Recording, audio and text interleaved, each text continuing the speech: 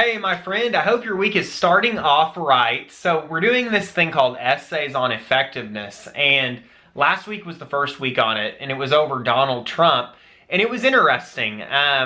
Donald Trump is such a controversial, kind of polarizing figure, and the comments were interesting. Some great insights, though, into him. It reminds me that we're talking about effectiveness, not necessarily the character of the person or their flaws, and I'm not much into hating anyway. We're really specifically discussing the one thing that makes the person so effective. And again, I don't think anybody would deny that any of these icons we're going to talk about are extremely effective. So this week, we're going to be talking about Steve Jobs. And he's just one of the most interesting characters to me. If you look at the book behind me here, this book is his biography by Walter Isaacson. It is a great read. There's lots of great info out there about Steve Jobs, and I've done a ton of research on him.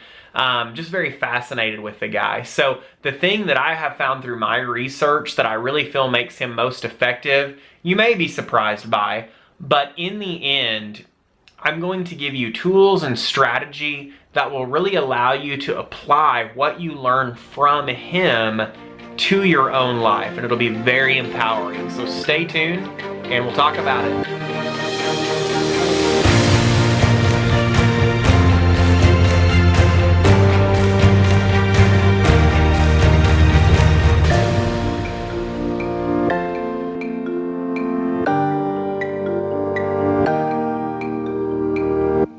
All right, so this is Essays on Effectiveness, Steve Jobs. And I first want to start by telling you a story of the Macintosh. And whenever the Macintosh was finally coming to the end of being built, there was a couple of things that needed to be done. When the prototypes were done, they needed to have prototypes of the circuit boards done. And so they would bring these prototypes in, and Steve looked at the circuit board. Now, if you know anything about computers and the internal hardware, okay, you have these boards and you have chips and capacitors and resistors, all kinds of things that are on these boards. And generally they're just soldered on there and kind of thrown and glued down to where they work, to where they make a connection.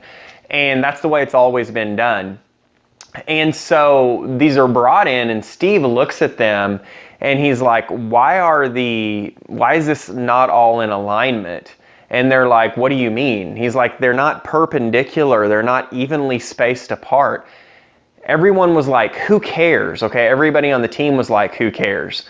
And he was like, no, this needs to be done properly because our focus is putting out a perfect product. And the other developers and designers said, nobody's going to see it. Nobody's going to know. And he says, but we will know. And our focus, the one thing, is that we're putting out the perfect product. And so he made them all go back to the drawing board and assemble to where the boards would be perfect. Now, this caused all kinds of trouble with the board. Apple's a public company at this time. It brought a lot of people up in arms because it took extra time and energy. They had already suffered some catastrophic losses from the Lisa, the previous computer, and they were hemorrhaging money trying to get the Mac created, and he's worried about the board. But he knew what he wanted. He knew that one thing was they wanted to put out a perfect product. Also, if you look at the fonts that you see on Microsoft Word or really any other program today, that beautiful calligraphy that you see there, that's because of the Mac. Whenever Steve was in college, and he tells this in his Stanford commencement speech, he drops out of college, but he decides to sneak into some of the classes. One of those being taught by a monk was a class on calligraphy. And he just loved the art and the design of beautiful fonts. That's why we have those fonts on our computers to this day. They were not on the original Mac, and they said, before this thing ships, we are making sure that these fonts are on the computer, again, delaying the time of the computer going out. But it wasn't about the money to him. It wasn't about the time to him. The number one thing was putting out that perfect product, the Macintosh. The second story that I want to tell comes from the Worldwide Developer Conference. And this is a conference where developers get together and see what the newest innovations are in development. He goes to this conference after coming back to Apple, and this is after he's been ousted from Apple. Apple tanks, is almost a bankrupt. He goes back, and now he's at this worldwide developer conference. One of the things he had done when he first got back to Apple was all these little side projects where people were developing different software. He just took an axe to them, and he cut all kinds of stuff. Many of those same men that he cut were at this conference. And there's a great video on YouTube. You can look it up. It's Steve Jobs' insult, and it should bring it right up. Is a guy standing up who was one of these guys, and he's talking about one of these pieces of software, and he says, "You really don't have any clue what you're talking about, and I'd like to know what you've been doing for the past 7 years." And it's a pretty spiteful comment, and Steve Jobs amazingly was restrained because he's not really known for that. And he says that the guy is actually right. But what you don't see, and this is the tragedy of this little clip, if you watch that as a whole, you see later on the reason that he was chopping all these different projects was because of this. He said, in order to say yes, you have to say no a lot. And when you say no, you're going to make people mad. See, he was trying to get back to the things that were most important because he knew he couldn't have Apple's energies divided in all these different ways and still be effective. And there's a great quote by Warren Buffett, and it is this, that the most successful people in life are the people that say no to almost everything. And you see this same concept reiterated at Macworld that same year. Again, this is after Steve Jobs went back to Apple, and he's talking about the good and the bad of the current Apple. And you probably remember this if you know anything about Steve Jobs. It's very Elizabethan and dramatic. You can't make this stuff up. This is when Bill Gates comes on the big screen at Macworld and basically says that he's Apple's savior. And what's so ludicrous and ironic about that is decades before, he was stealing everything from them to make Windows the dominant operating system in the market. And then he comes back and basically financially gives Apple a foundation that Steve Jobs could work from. Apple would not exist today in the same iteration as it did because Bill Gates stepped in. But at Macworld, Steve talks about all these different projects and all these different areas that Apple's been focusing on, like even like DAT recorders and just all kinds of crazy things. And he says, we have to get Apple back to what Apple does best. And he makes a really good point that Apple only owns a few % of the personal computer market, but of that market, designers, the designers that create things on computers, these creative people, 80% of them were using Macs. So only a couple % of the worldwide market, but 80% of creatives were using a Mac. And he said, we've got to get back to what's most important. We've got to get rid of all this other stuff so we can focus our energy. So I really said all that to say this. The thing that I think makes Steve Jobs most effective is not that he was a visionary, even though that is without a doubt. He saw things way before they happened with computers. Not because he's passionate, and he has had an amazing passion for what he did, but I think the number one thing that made him effective was that he got down to one thing and did that one thing incredibly well. Now, when you're doing one thing, you don't want that to be at the sacrifice of other things that are important. And the way Steve lived his life was a little antithetical to the way that I would live mine. And I think if you know him, you would understand that.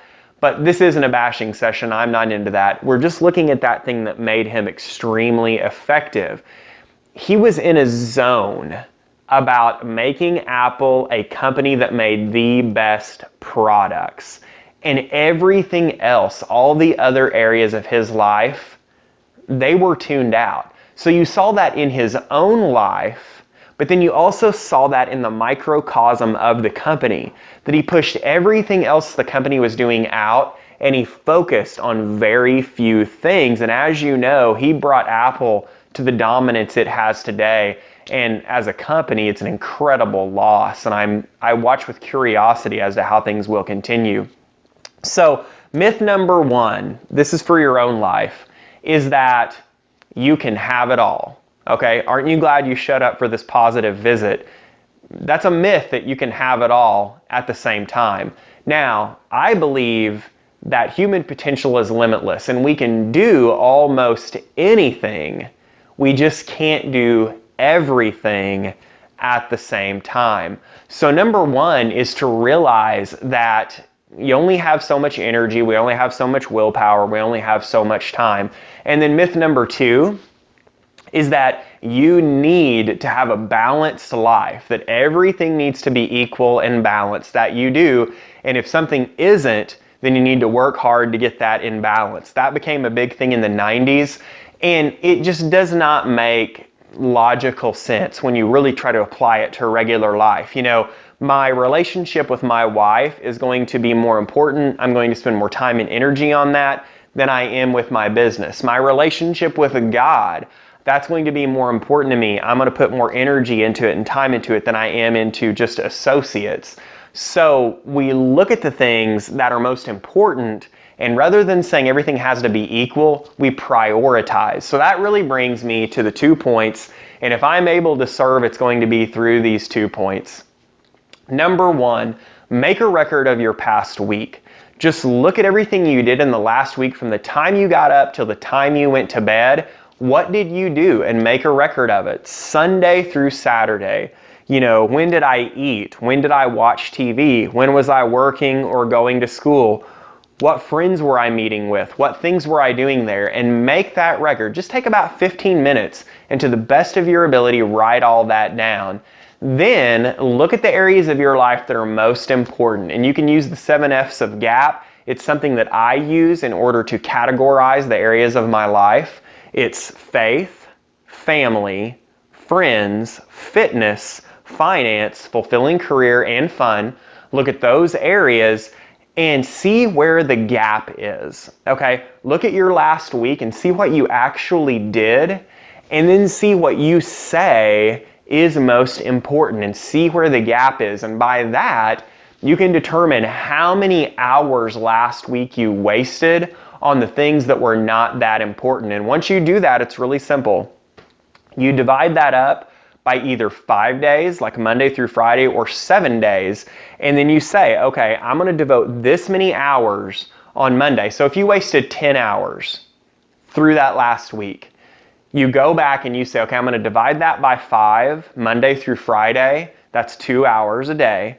Monday, I'm going to spend 2 hours doing the most important thing and being in the zone and being effective and moving forward in that. And that's not even extra time, right? It's time that was wasted. So you spend that time. If you do that, you will see that the big things in life, that it doesn't seem like you can make giant shifts to get rid of certain things that aren't as important or aren't giving you as much forward motion as you would like. You will see that over time, those things start to come into alignment. And I can say that from personal experience that 3 or 4 or 5 years ago, I had really 8 or 9 categories of life that I really spent my time. Now I'm down to really about 5, maybe 6, and that's because of the honing that we're talking about doing over time. So I hope you've enjoyed this episode. I hope you have found it empowering. That's what we're trying to do here. If you liked this video, I've got one ask of you. It is my mission to get this info out to as many people as possible. Tell a friend, subscribe, let people know so that we can help other people to discover deeper purpose and master higher productivity. Have a great week this week, but remember, whatever you do with it, do 2 things with it. Be both purposeful and productive. Thank you so much, and we'll see you next time. Did you like this video? Would you like to make it a part of your daily life? If so, go to thestretchgame.com and download the blueprint. There you'll really get the meat of what was discussed today, because I throw a lot of content at you all at once. But more importantly, you will get your 7-day challenge. Now, this is the part that makes you a doer, not just a hearer. It allows you to really apply what you've learned to your life and be able to grow, be able to discover deeper purpose and master higher productivity. Also, if you'd like to know what it means to be and become a Christian, you can click Faith and it will take you through a course where you can learn just that. Take care, my friends.